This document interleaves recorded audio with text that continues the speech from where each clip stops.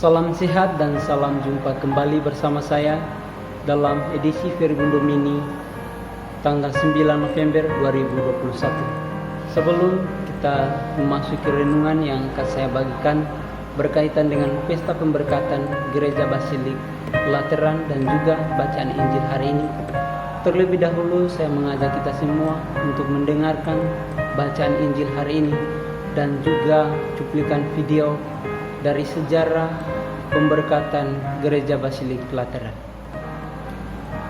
Inilah Injil suci menurut Yohanes. Ketika hari raya Paskah orang Yahudi sudah dekat, Yesus berangkat ke Yerusalem. Dalam bait suci didapatinya pedagang-pedagang lembu, kambing, domba dan merpati, dan penukar-penukar uang duduk di situ. Ia membuat cambuk dari tali, lalu mengusir mereka semua dari bait suci dengan semua kambing, domba, dan lembu mereka. Uang penukar-penukar dihamburkannya ke tanah, dan meja-meja mereka dibalikannya. Kepada pedagang-pedagang merpati ia berkata, "Ambil semuanya ini dari sini, jangan kamu membuat rumah Bapakku menjadi tempat perjualan." Maka teringatlah murid-muridnya bahwa ada tertulis, "Cinta untuk rumahmu menghanguskan aku." Orang-orang Yahudi menentang Yesus, katanya, "Tanda apakah dapat engkau tunjukkan kepada kami bahwa engkau berhak bertindak demikian?" Jawab Yesus kepada mereka, "Rombak bait Allah ini, dan dalam 3 hari aku akan mendirikannya kembali." Lalu kata orang Yahudi kepadanya, 46 tahun orang mendirikan bait Allah ini, dan engkau dapat membangunnya dalam 3 hari. Tetapi yang dimaksudkannya dengan bait Allah ialah tubuhnya sendiri. Kemudian sesudah ia bangkit dari antara orang mati, barulah teringat oleh murid-muridnya bahwa hal itu telah dikatakannya, dan mereka pun percayalah akan kitab suci dan akan perkataan yang telah diucapkan Yesus. Demikianlah sabda Tuhan. Terpujilah Kristus. Sahabat Verbum Domini yang terkasih dalam Kristus, hari ini kita merayakan pesta pemberkatan Gereja Basilik Lateran. Basilik Agung ini didirikan oleh Kaisar Konstantinus Agung, putra Santa Helena, pada tahun 324. Dalam konteks sejarah gereja Kristen, basilik ini merupakan basilik agung yang pertama yang melambangkan kemerdekaan dan perdamaian di dalam gereja setelah 3 abad lebih berada di dalam kancah penghambatan dan penganiayaan kaisar-kaisar Romawi yang kafir. Pemberkatannya yang kita peringati pada hari ini merupakan peringatan akan kemerdekaan dan perdamaian itu. Memang semenjak zaman para rasul sudah ada tempat-tempat berkumpul untuk merayakan Ekaristi serta mendengarkan firman Tuhan. Namun karena ketentraman gereja selalu diselingi dengan aksi-aksi pengejaran dan penganiayaan terhadap orang Kristen, maka gereja-gereja pada waktu itu hanyalah berupa sebuah ruangan di dalam rumah-rumah tinggal orang Kristen. Selama berkobarnya penganiayaan, upacara-upacara keagamaan biasanya dirayakan di katakombe-katakombe, yaitu kuburan bawah tanah di luar kota. Ketika Kaisar Konstantinus bertobat dan mengumumkan Edik Milano pada tahun 303, ia memusatkan perhatiannya pada pembangunan gereja-gereja yang indah. Ibunya Santa Helena menjadi salah seorang pendorong dan pembantu dalam usaha mendirikan gereja-gereja itu. Gereja pertama yang dibangun ialah Basilik Agung Penebus Maha Kudus di Lateran.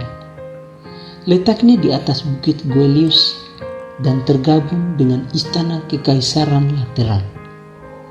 Gereja ini diberkati dengan suatu upacara agung dan meriah oleh Sri Paus Sylvester pertama pada tahun 324. Karena basilika itu merupakan gereja katedral untuk uskup Roma yang sekaligus menjabat sebagai paus, maka basilik itu pun disebut induk semua gereja, baik di Roma maupun di seluruh dunia.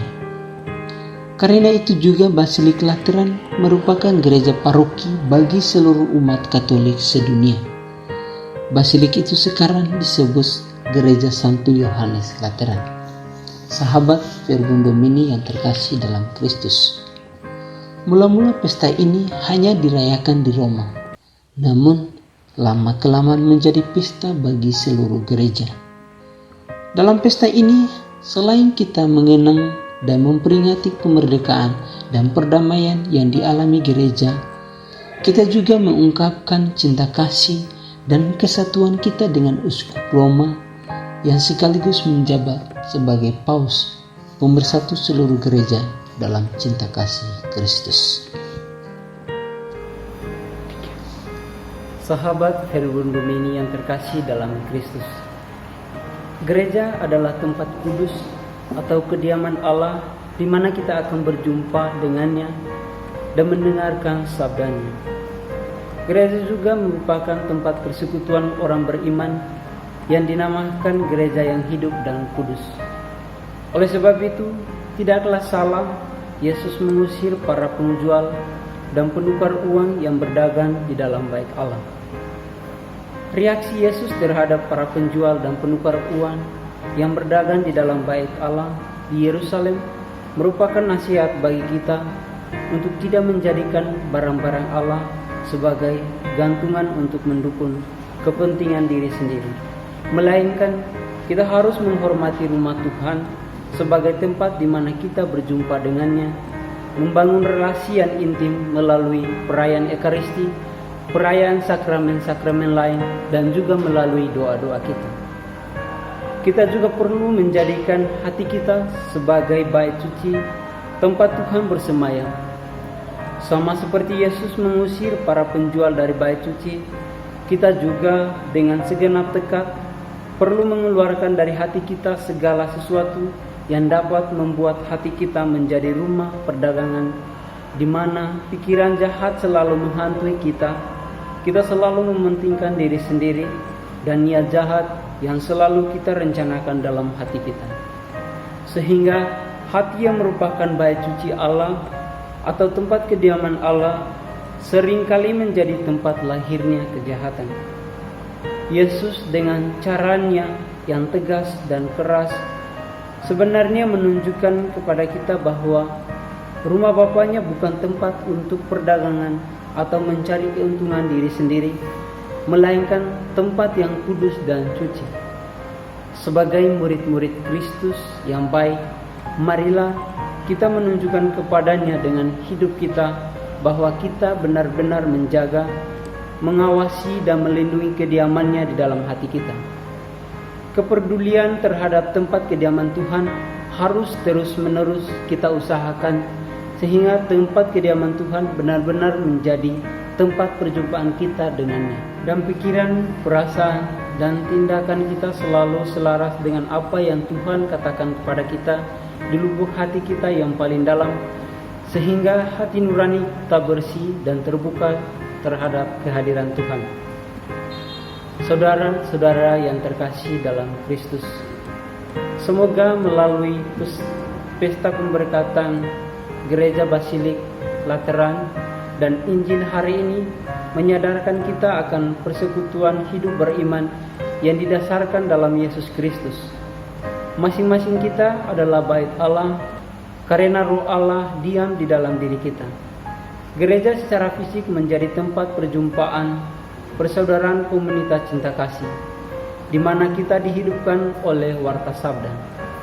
Sahabat Verbum Domini yang terkasih dalam Kristus, semoga melalui terang sabda dan pesta pemberkatan Gereja Basilik Lateran yang kita rayakan hari ini, semakin menyadarkan kita betapa pentingnya kita menjaga, merawat kediaman Allah dan menjadikan tempat kediaman Allah sebagai tempat perjumpaan kita dengan Allah sendiri, bukan sebagai tempat perdagangan untuk mencari keuntungan diri sendiri. Semoga rahmat Tuhan membantu kita. Amin.